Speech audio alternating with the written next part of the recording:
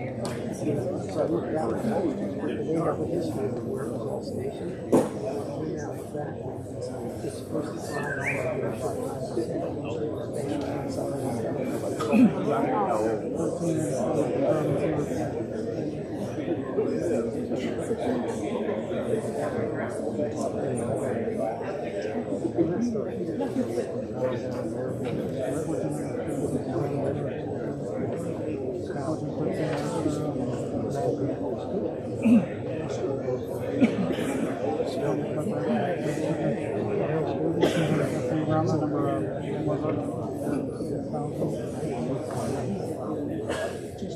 We'll round that up to 7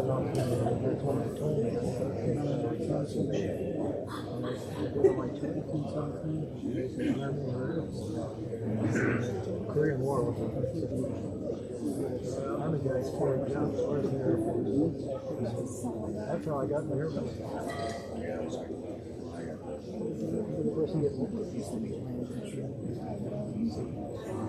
Years ago, Portuguese.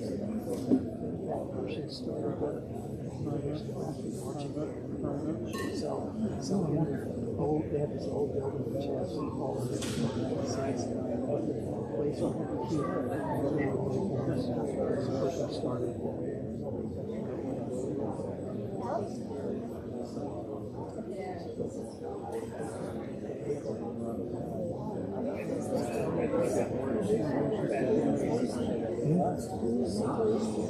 I don't feel when I start to look for they got a log jam out there. A lot of them for chairs. It's actually listed. How about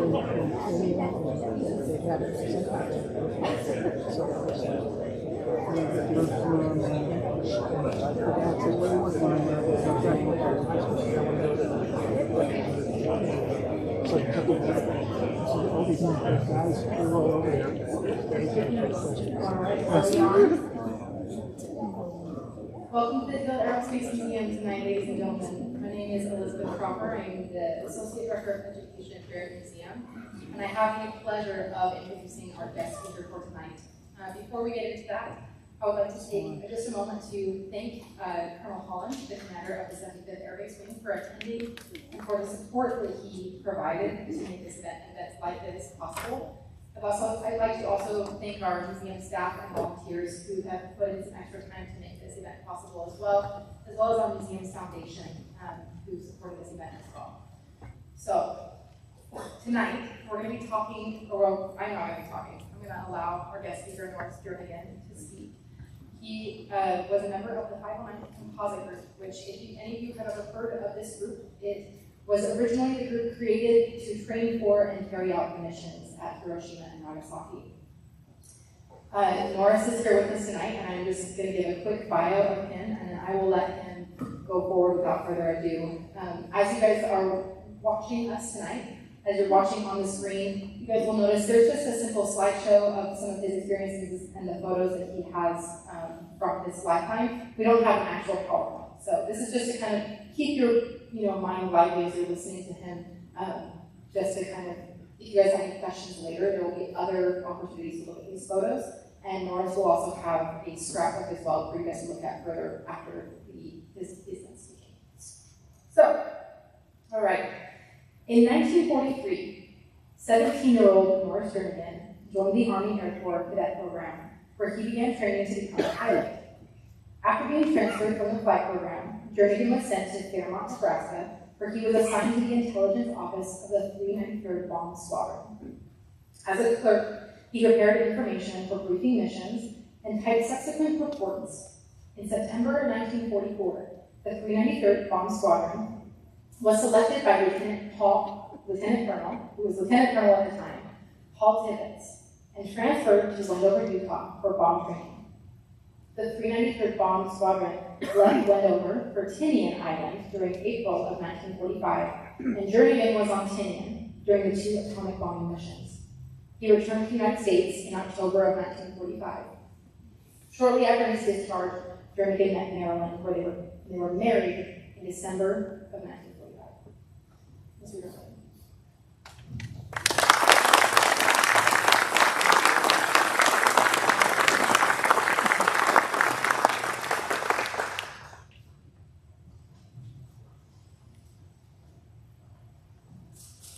Good evening. It's an honor to be here with you tonight.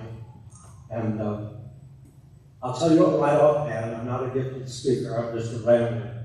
I rambled through an experience that I had that I never dreamed would ever happen to me as I was growing up and had some time to go into the military.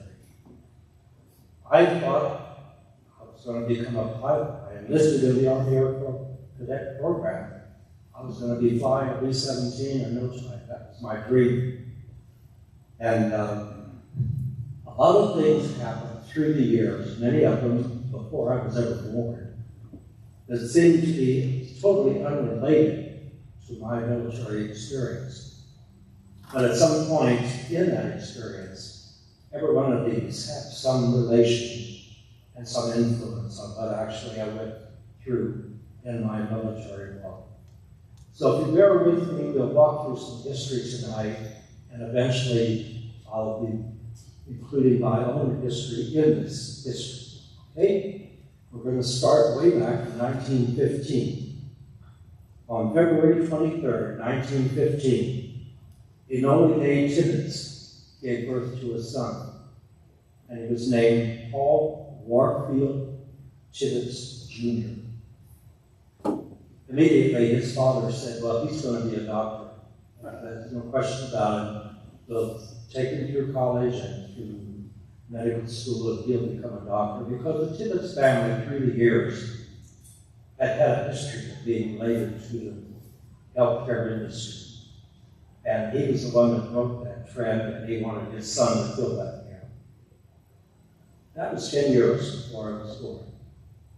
In 1919, 6 years before I was born, Sir Edmund Rutherford, a New Zealander scientist, Ernest Rutherford, there's first name, Sir Ernest Rutherford, New Zealander scientist, working in a laboratory at Cambridge University in England, stepped out of the laboratory and announced to the world that he had been successful in splitting an atom. In 1939, the Japanese military invaded Manchuria and continued to appear to be on a march through China and headed toward territories that were owned by the Netherlands, Great Britain, and the United States, which caused great concern for our country. Strong opposition was posted to Japan on that, and their response was the United States is meddling in our business. It's none of their business what we do. The other thing that the United States took objection to was the cruelty that was inflicted upon the Chinese civilians by the Japanese military. They were raping the young girls and the mothers and women, and lining up civilians and using them as target practice. Again, the Japanese didn't appreciate us interfering with their conquest. By 1938, young Paul Tibbets, now a young man going to college, was almost through his college career and was headed for medical school as the next step. But while he was going to college, he took a few flying lessons, and he was so enamored with flying. He felt that was his love for life, not being a doctor. So he enlisted in the Army Air Corps cadet program to become a pilot. By 1938, he graduated from the Army Air Corps cadet program as a pilot with the rank of lieutenant, second lieutenant. In 1939, Albert Einstein wrote a letter to President Roosevelt, and it was informing him that due to basic research on creating a nuclear chain reaction using uranium, it appears it's possible to create large amounts of power, and if that power could be harnessed, it was conceivable that very powerful bombs could be constructed. He also indicated that it's his belief that the German government was also already doing research in that area. The president pondered about it and realized that he could never allow Hitler to come up with such a powerful weapon. And so a committee was formed immediately to study the use of uranium in creating that type of bomb. In 1940, another step that irritated the Japanese, the U.S. Naval Fleet Headquarters was moved from San Diego to Pearl Harbor. The Japanese community was convinced that the United States was getting ready to militarily interfere with their East Asian conflicts. And plans began immediately at how they could slap the United States on the wrist and wake them up that they were meddling in their business. So plans began immediately on how they would do that. On December 6, 1941, the day before the Pearl Harbor attack, Emperor Hirohito put his blessings on that attack. He was fully aware of the military plan to strike against the United States on December 7th, and he added his blessings to it. He was very aware of it, and he supported it. On Monday, December 8, 1941, President Roosevelt met the joint session of Congress, where he made his famous infamous speech asking for a declaration of war against the Empire of Japan. Congress voted immediately on it. The Senate approved it 82-0, and the House approved it 388-1. There was one no vote, there was one war. So it passed. We were at war with Japan. And it was a miserable war, believe me. In 1942, the research scattered over the United States on constructing a nuclear bomb.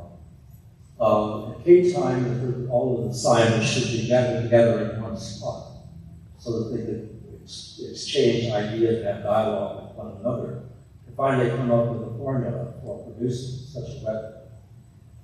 So it came time to create a laboratory, and they found a spot high up in the mountains of Santa Fe, New Mexico. And at that time, the atomic lab was established, and Robert Oppenheimer was selected as the head of that. We'll move along to 1942 also. Found Lieutenant Colonel Paul Tibbets,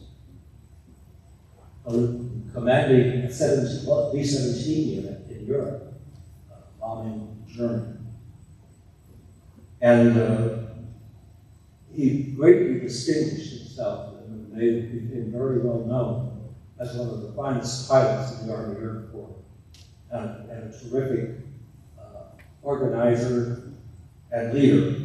And so very well distinguished himself in that position. The Los Alamos lab was busy trying to come up with a final formula to construct such a weapon. On December 2nd, 1942, a group of scientists led by the Italian scientist Enrico Fermi conducted an experiment at the University of Chicago using uranium and graphite, and they were able to, for the first time, create a nuclear chain reaction. It was one of the steps that was absolutely necessary if they were ever to produce an atomic bomb. By 1943, the war had been grinding on the Pacific, and the Army were desperate. They needed a long-range bomber so they could start bombing Japan homeland. Boeing had been producing or working on a new bomber that they were calling the B-29 since 1940. By 1943, they had it sort of flagged that it was an unsafe aircraft. It gained the reputation of being a flying coffin because they were crashing on takeoff or not. The Army Air Corps decided that maybe what they really needed to take delivery of those bomber sites. They could not do it as long as it was an unsafe airplane. And they decided that perhaps they needed their own test pilot who could fly the bugs out of that B-29 and get the whatever is needed to it, done to it to perfect the bomber, and they could take delivery of it. They contacted General Spax for his opinion on who would be the logical person who would fit that bill. And he said there's only one person available, and that's Paul Dimitritis. So Paul Dimitritis was flown back. He was relieved of his command in Europe, flown back to the United States to fly the bugs out of the B-29. Took him about a year to do that, and he would figure out what the problem was, because he was one of the most excellent pilots that the Army Air Corps had. Anyhow, when they began the thing for safe aircraft, nobody wanted to fly the thing, but it still, as far as it was concerned, had the reputation of being a flying coffin. So they contacted Paul and said, could you come up with some way we can get these young pilots who were going to sign up for the B-29 program, and we could get some groups started. We need to get them active and get them over here and start the bomb. He was pondering what to come up with, and he saw a B-26 coming in for a landing. Made a perfect landing, taxied it up to its revetment, but he kept looking and he could not see the pilot. Then the pilot and the co-pilot got out of the airplane, and it was two women. Dora Doherty was a tiny little lady. She was a cute little lady, and she was the pilot. And Dee Dee Norman was her co-pilot. And the thought occurred to him, well, why don't I check those two women out on the B-29 and have them fly around to these bases where the young flyers are being massed and show them the women who fly this airplane. So he did it. Within a few days, he had them checked out on the B-29, and they flew around to the bases doing landings and takeoffs. And strange, all of a sudden, the young men started signing up for pilots, training pilot. They could fly the B-29 if the woman can. So anyhow, hats off to the ladies for that, getting the program going. Also in 1943, I was a 17-year-old high school student looking forward to June 11, when I would turn 18, which meant I had to register for the draft. I'd had a lot of friends that had gone through that already, and it didn't take long after they registered. They were on their way to wherever, be laying in a trench somewhere getting shot at, and I had no desire that would happen to me.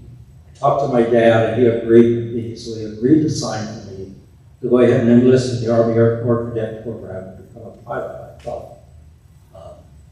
So on the day before I was 18, June 10th, 1943, I raised my right hand and was sworn in to the Army Air Corps Cadet Program. I related some of these other items that are historical to me, historical items, seem totally unrelated to what my military career would be.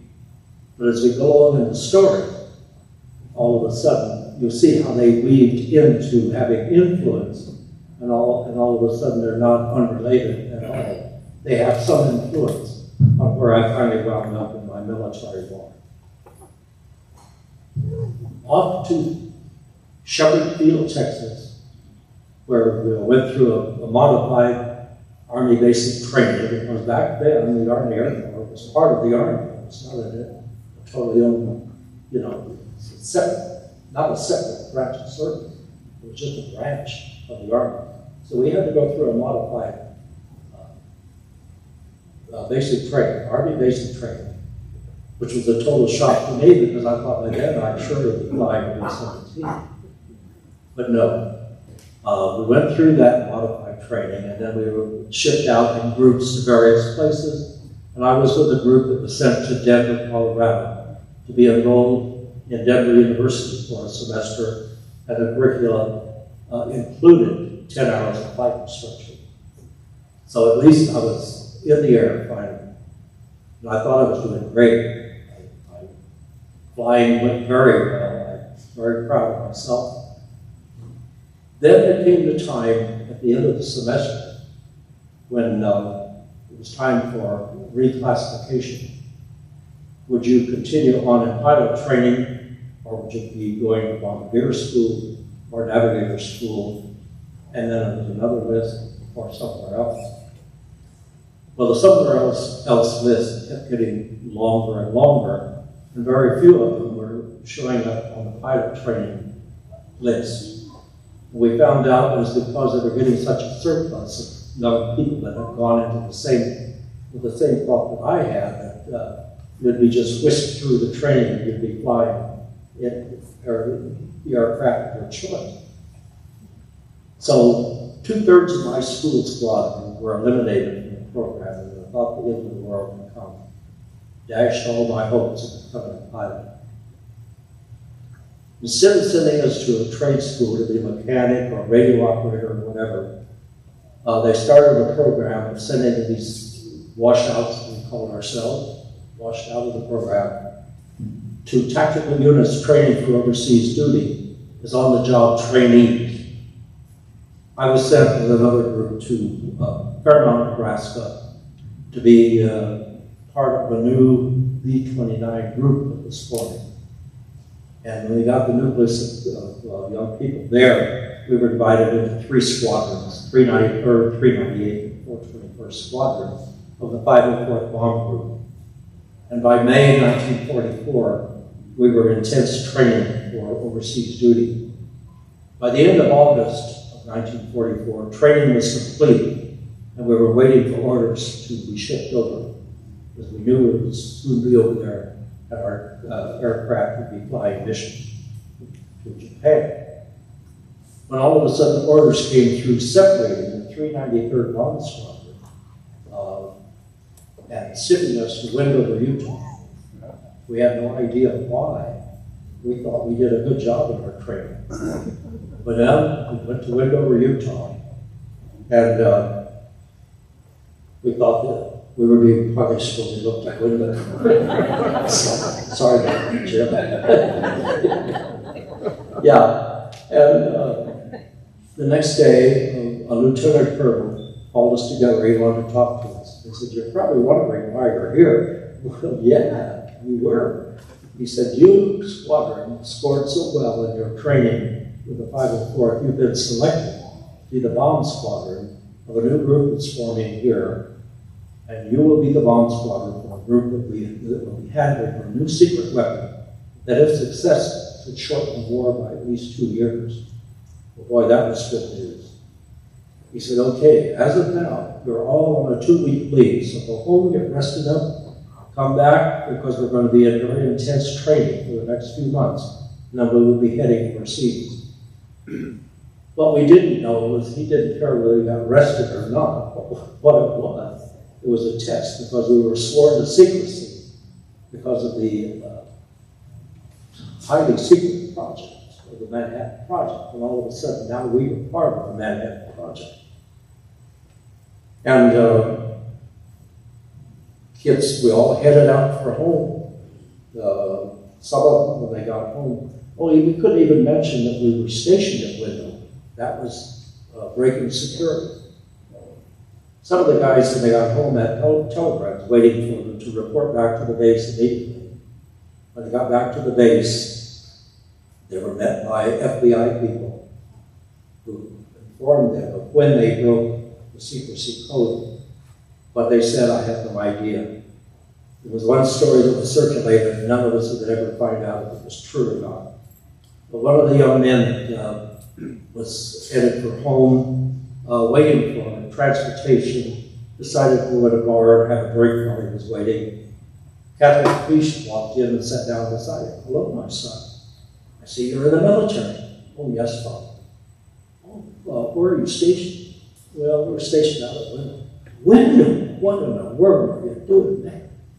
We don't know. It's some secret thing we're going to be involved in, and we don't know exactly what it is yet. We'll find it out. Okay, when he got home, there was a telegram report back to the base. And guess who met with him when he walked through the gate? This guy had been a Catholic priest, was already an FBI person dressed in a business suit that met him. So, you know, when they circulated that story, that pretty well convinced us you better keep your mouth shut. How I survived that, I'll never know. My dad told me from the time I was about 3 feet tall, Norris, that big mouth of yours is going to get you in trouble all your life. So I did, I survived, but anyway. Intense training did start, and we were in intense training through the spring of 1945. And by April 1945, training was complete, and we had orders to proceed overseas. Most people didn't know where we were going until we got there, and I was one of those. I didn't know. Didn't matter, I was going overseas. They divided the group because it was quite a large group. The group that was put together, the 509 called it a composite group, not a bomb group. And the reason for that is it had to be designed to be self-reliant and not rely on any service club, any service groups or organizations or any service at all. So they had squadrons that you don't normally have in a bomb group, including the MP squadron. They had an ordnance squadron. Never heard of an ordnance squadron being a B-29 group. Had a troop carrier squadron that flew transport planes. And that was to take the personnel around, because there was always meetings that the hierarchs had to go to. And the group was really very well trained. They divided us into two groups. There were almost 1,800 men in our group with all the squadrons. They divided us. I was in the echelon called the advanced echelon. We left Windover on a troop train and were sent to Seattle and shipped out on a Victory ship to Seattle. The rest of the group got to fly over. You might have seen that picture flash by of me shaking hands with my buddy. He and I were co-workers in the intelligence office. I guess I didn't relate my assignment when I got to Fairmont, Nebraska, joining the 393rd Bomb Squadron, because I had taken typing in high school. They assigned me to the intelligence office as a clerk. Well, that was fine for me. I enjoyed the work there. Anyhow, we proceeded overseas, and for the time we arrived on Tinian, that was the last day of May 1945. And by the middle of June, most of our air crews and the rest of the personnel had been flown over, and we were in operation. President Roosevelt died just before we left for overseas. Died on April 12th. And it is a very disturbing thing to me. When President Roosevelt died, Vice President Harry Truman was sworn in as President of the United States. He knew nothing about the atomic bomb project. He had not been briefed on it. He absolutely didn't know a thing about it. He had to be immediately briefed on the progress of the Manhattan Project, the atomic bomb project. To me, that is absolutely insane, and should be almost illegal. The president, and Roosevelt, he was starting his fourth term. He should never run for his fourth term because he would never make it past the first year of his fourth term because of his health. should have made sure that the vice president was aware of what was going on, but that didn't happen. Anyhow, found that very disturbing. Well, once overseas, since our ever cruise arrived, we started flying practice missions in July of 1945 to Japan using very large bombs that we call the pumpkin bomb, which is the same configuration of the bomb that became the Nagasaki bomb, as we refer to it. Anyhow, it was a 10,000-pound TNT bomb. Did a lot of damage, but not near what the atomic bomb would do. Up to that point, we never referred to this new secret weapon as an atomic bomb. We called it a gadget or a gimmick.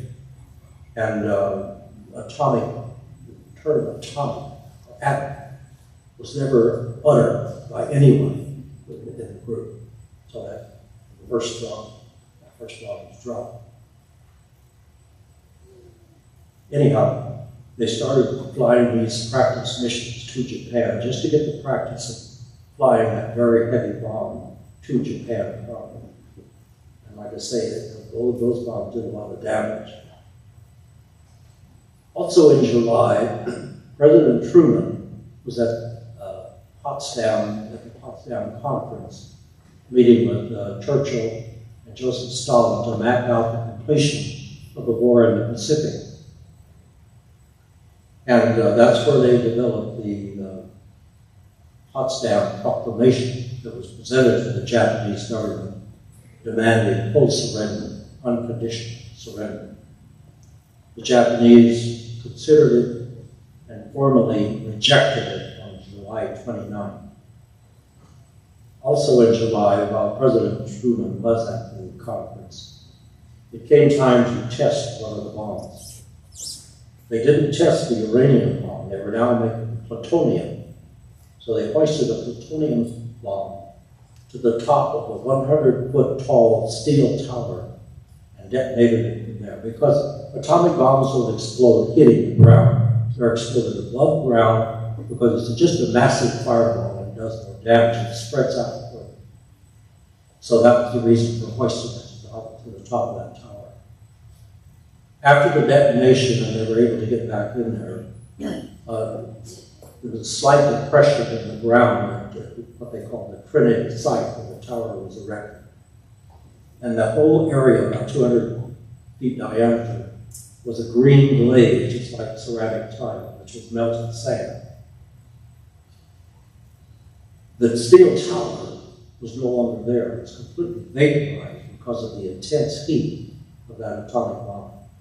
To give you an idea of the intense heat of it. I've heard different figures about how many million degrees Fahrenheit or whatever. I don't know what the actual heat was, but it was very hot. I know that.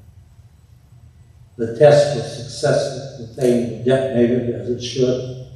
The information was conveyed to the president at the Potsdam Conference.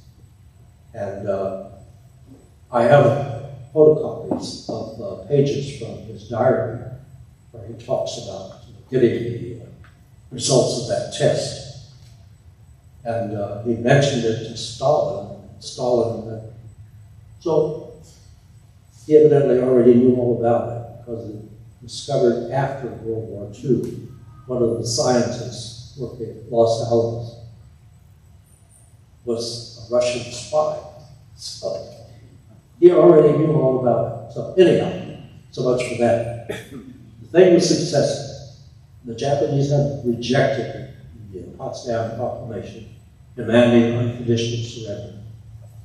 And so it was time to move ahead and start using it. President Truman labored over that for, I think, a couple of days because of the intensity of the weapon. It is a horrible weapon, there's no question about it. But I would like anyone to show me any weapon of war is not fierce weapon. You know, you develop weapons to win. You don't develop weapons to please everybody. And so anyhow, he gave us the green light to go ahead with it. So that first mission was scheduled. The first 3 targets that were to be used would be Hiroshima, Kokura, and Nagasaki. So the first mission was planned around that, and Hiroshima was selected as the initial target, Kokura was the secondary target, and Nagasaki was the third. On August 5th, 1945, came time to get ready for the mission. When it came around to August 1st, everything got exciting around the group. High-ranking personnel were showing up, even Navy, high-ranking Navy personnel. And a lot of people in khaki clothing with no military insignia, so we knew they must be civilians. And we assumed they were scientists, and I guess they were, and reporters as well.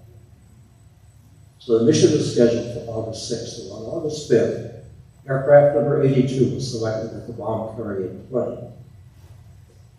Prior to that, loading pits had been constructed on Tinian and Iwo Jima. The reason for that is the bombs were so large that you couldn't just roll the cart under the B-29 and hoist them up in there. And also because of the intense weight of them, around 10,000 pounds. These pits were developed with hydraulic lifts so that the bomb could be placed on the hydraulic lift, lowered below ground, the airplane back over the pit, and the bomb hoisted up into the airplane. The reason for the bomb on Iwo Jima was that the bomb-carrying plane, when they would leave Tinian, if it developed any kind of mechanical problem on the way, they could land on Iwo Jima, transfer the bomb to another plane, and continue the mission. And every mission that was flown, one crew was dispatched to Iwo Jima to be on standby and assist in transferring that bomb if that became necessary. It never did become necessary. On that first mission, there were 7 aircraft involved. An hour before the bomb-carrying plane would take off, 3 aircraft took off and flew to the respective targets mentioned, Hiroshima, Kokura, Nagasaki, to radio back weather conditions. The report that came back was that Hiroshima was clear, and so that was good because that was the initial target. There was always 2 planes that accompanied the bomb-carrying plane, not in formation, but accompanied the plane. One carried photographic equipment, and the other one carried electronic instruments that they dropped by parachute to measure the effects of the detonation of the bomb. And I said one crew went to Iwo Jima on standby.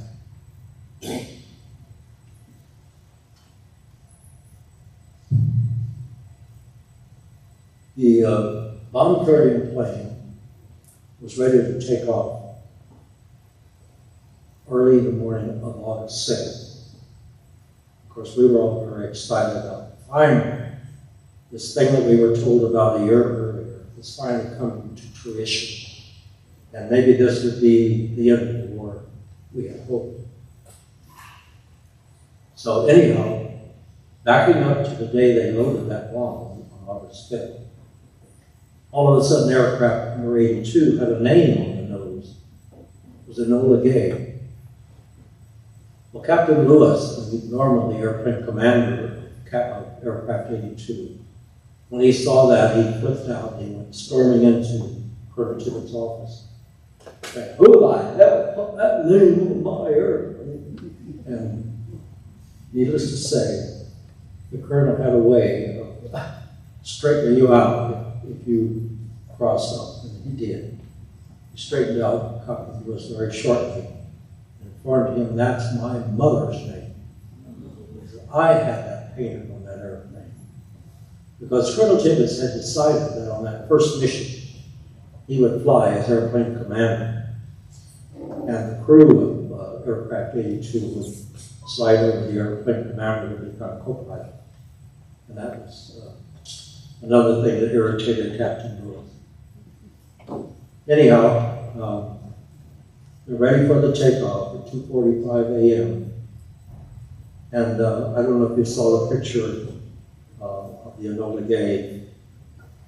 Just as they were starting to move the aircraft to taxi out to the strip to take off, Colonel Tibbets opened that side window and leaned out and waved.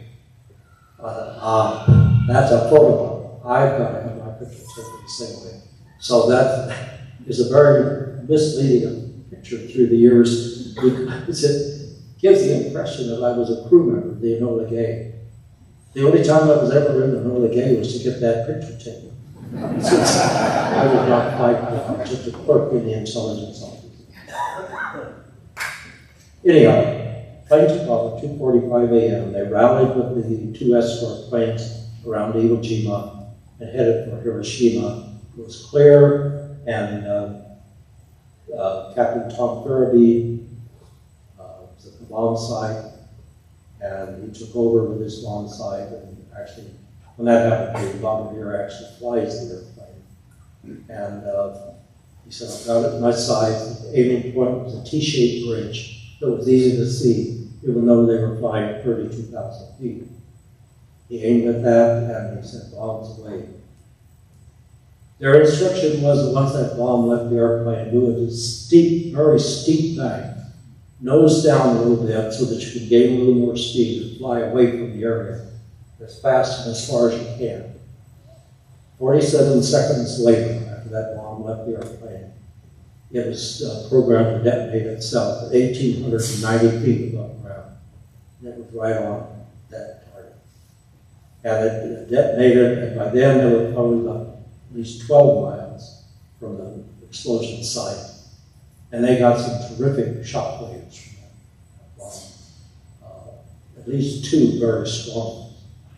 And the tail gunner could see them coming, just like a fast cloud moving toward him. And when the bomb left the plane, they were all instructed to put their dark glasses on because of the extreme flash light that thing makes when it explodes. Well, the mission was successful and they headed back to Tinian. When they got back to Tinian, of course, we had been waiting all day with great anticipation because we just knew that the war would be over now. We had been sort of on a picnic all day, and the Enola Gay landed that afternoon. And when Colonel Tibbets stepped out of the airplane, General Spatz stepped forward and pinned a Distinguished Service Cross on Colonel Paul Tibbets because of the mission. That bomb was a uranium bomb. And the uranium bomb had never been tested. That was the test. So that was one of the reasons for all the precautions on the escape route to get away from it, because they didn't know the full effect of it. They did know pretty much the effect of the second one, because that was the plutonium bomb that was tested on the New Mexico desert.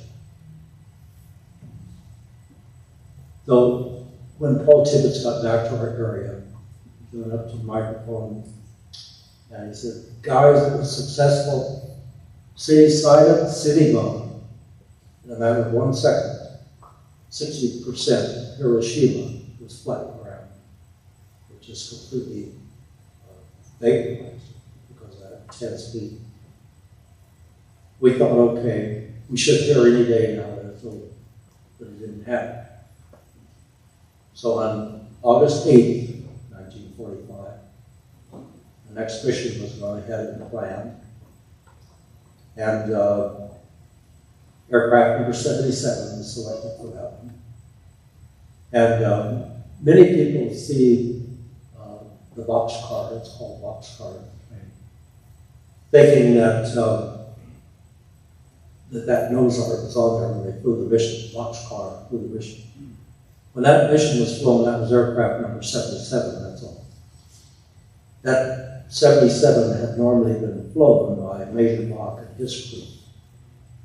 So after that second mission, the reason I know it's not painted on there, some people swear it was, but it couldn't have been, because the nose art on it shows a little tuner-built trolley going over a crooked track from Salt Lake City to Nagasaki. and they didn't know they were going to Nagasaki because the initial target was Kokura. But when they got to Kokura, it was completely clouded over, they couldn't even see the city. They made several bomb runs over it, and no break in the clouds, so they decided to proceed to the secondary target, which was Nagasaki. They found the same conditions there, and they made several bomb runs over it, and finally the bombardier said, "I see it." And he took over and dropped that second bomb. By then, they had used up so much fuel that the flight engineer said, "We don't have enough fuel to get home." Well, it's a long drive from Tinian to Japan and back. So they headed for Okinawa, put out a call that said they needed to make an emergency landing because they were low on fuel, needed to land and refuel, and they were denied landing. They just decided, well, we were going to go in anyhow, we got to, so they started firing flares out. And normally, you don't fire flares unless you're not injured aboard. They went in and started firing their flares. When aircraft number 77s touched down on the runway of Okinawa, number 3 engines started cutting out. That's how close they came to not making it. Of course, back on Tinian, we were wondering, where are they? Where are they? They should be back there. Anyhow, they were able to refuel and take off and come back to Tinian. So there was a lot of problems with that whole mission, second mission. It actually started before they ever took off from Tinian, when Major Charles Sweeney was at the airplane commander on that one. He was the commander of the 390 Bomb Squadron. They tried to test the fuel transfer pump because they were carrying auxiliary tank in the rear bomb bay of the B-29. And they couldn't get the transfer pump to work. So he shut the engines down, they got out of the airplane and full tickets. So to get back in the airplane and fly your mission, you got enough gas. So, it started from the very beginning. It seemed to be there was a black cloud over that mission from the beginning. But it did get the attention of the Japanese. They finally, the emperor stepped in and said, "That's enough." And so they surrendered and accepted the Potsdam Proclamation of unconditional surrender. The thing that we had hoped for a year earlier was finally happened. Needless to say, it was celebration time. We really had great celebrations because we were so sure that first bomb would get their attention. The speculation is that the Japanese thought we only had one bomb. What they didn't know, and the Potsdam Proclamation should have warned them of that, which stated, if you do not surrender, all of your cities are going to be destroyed one by one. And that would have happened. Because the third bomb was ready in the States to be brought over, and that would have gone to Kokura, as I recall. I don't know what the secondary target would have been on that mission. But after that second bomb was dropped, 2 crews and their airplanes were dispatched back to the United States to be on standby and start shuttling bombs over. The bomb was ready from Los Alamos. They took it to Kirtland Air Force Base in Albuquerque. I understand the bomb was actually loaded on the plane for them to transport over to Tinian. And the plane had actually taken off, but somewhere across the United States, and still within the continental limits of the United States, the Japanese surrendered, so that mission was aborted. Otherwise, in the next few days, the third bomb went off, and then the fourth bomb. They estimated they could probably send us one about once a month. They'd send us one. So there's been a lot of controversy, almost immediately, since World War II. The thing that they're claiming is we should never use such a horrible weapon the Japanese people. Well, let's try to ask the kids at the bottom of Pearl Harbor, see what they say about it. Let's ask all those,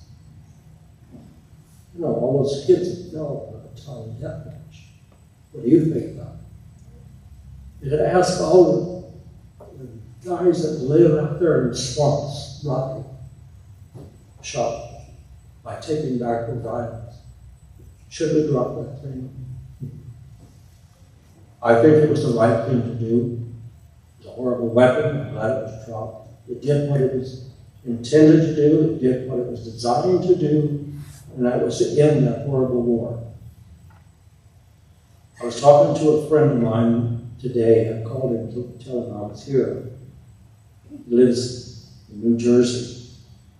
And I said, it's really a great crowd that's coming here to support this mission.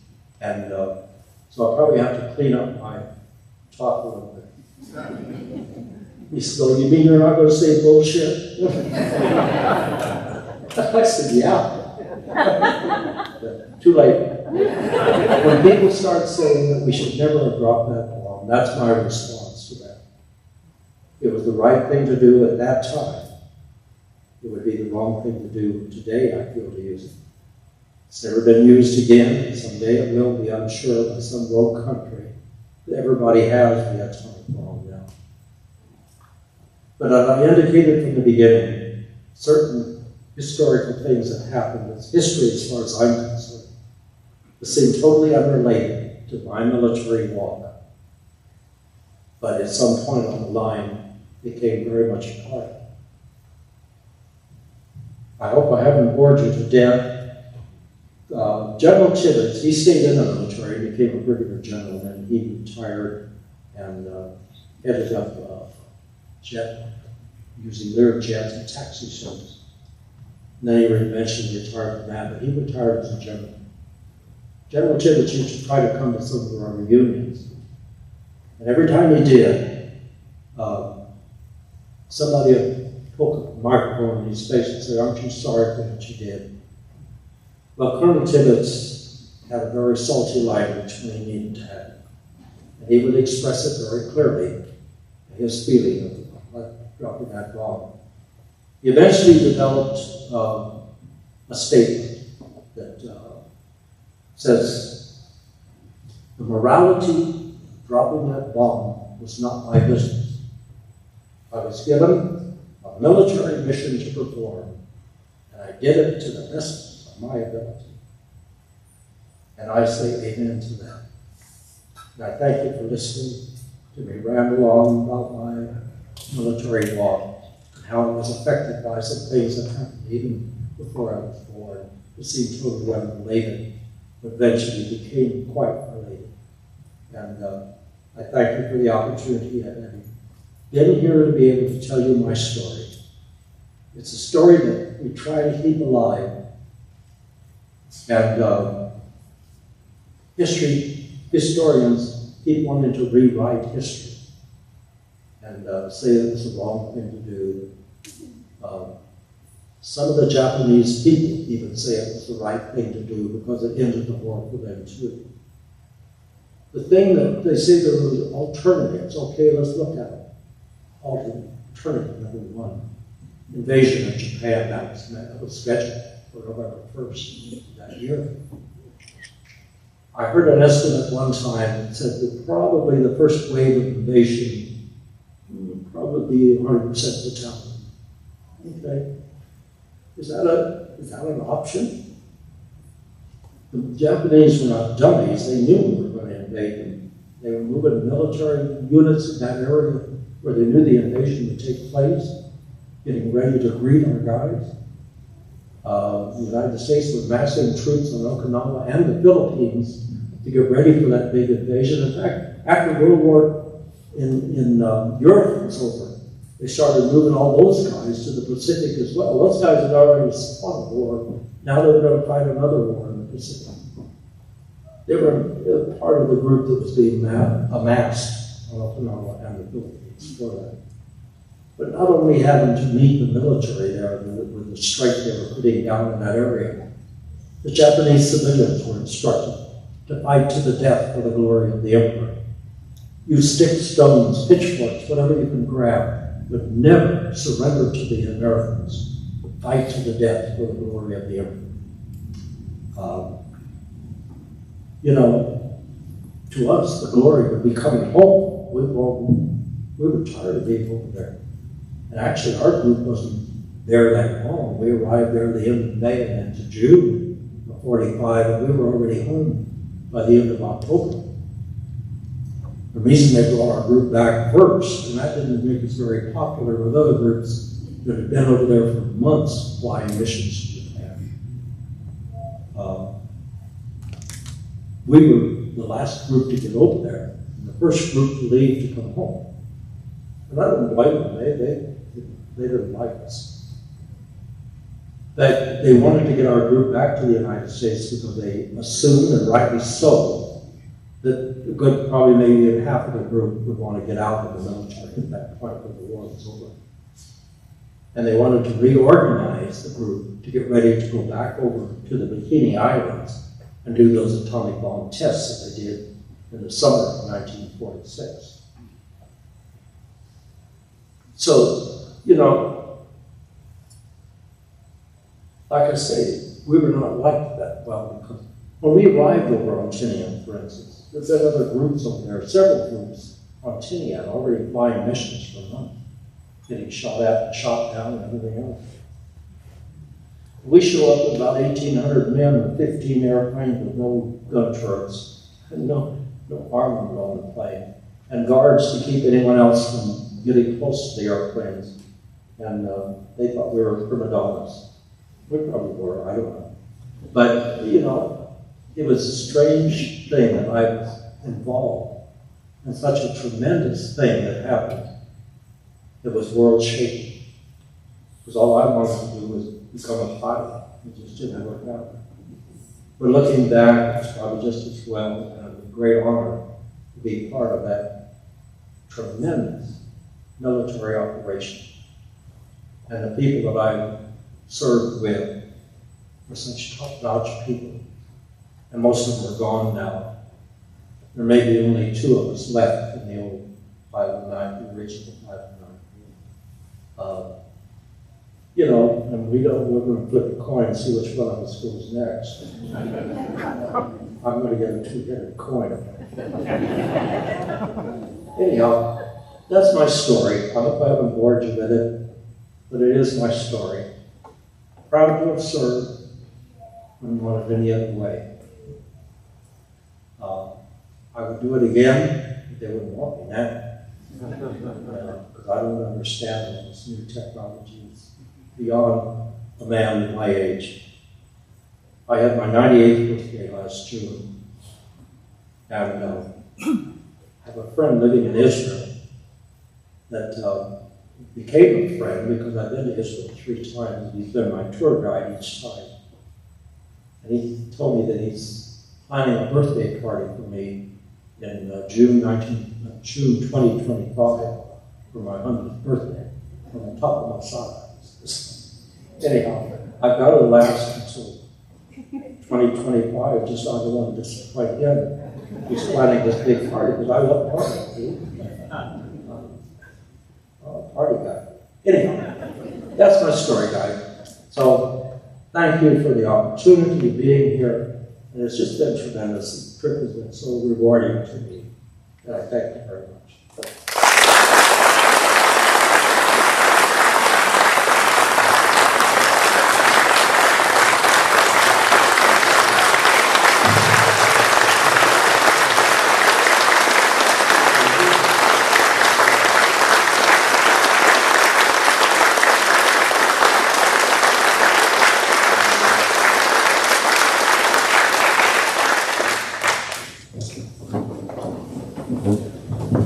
Okay, well, normally we would do a Q&A session after this, but we're going to shake things up a little bit. So tonight we have a couple of different things. Norris is still going to be here, so for those of you who feel like we just barely scratched the surface, this is your opportunity.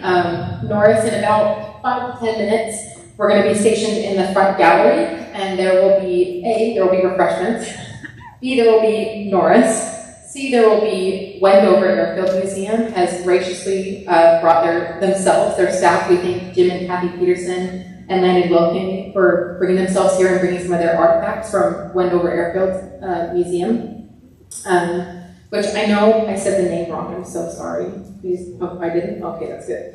And then we also will have museum staff stationed around the Museum B29. So if any of you guys have questions for Norris, for our staff at Wendover Airfield about this mission or about anything that kind of struck your interest and you feel like we haven't gotten to know what you wanted to know, please feel free to ask us any questions. I am going to exit with Norris out this back way and we'll give him a couple of minutes to breathe from talking. That was excellent. So we thank you so much, Norris, for your time and just an incredible opportunity to have you out here. I called Norris last July and I thought, there's no way I'm going to get him.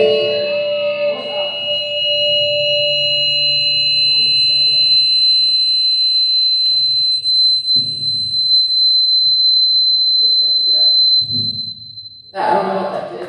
Okay. Well, I think I've retired my time with this. Gonna work now? Okay. I think I just needed a second. Okay, sorry guys. I don't like this. So we're gonna go ahead and take a few minutes breather. And then this gallery back here will close at about 8:30. So if you guys want to, you're welcome to meander around here for about 30 minutes. And then the front of the museum will close at about 9. All right, thank you guys.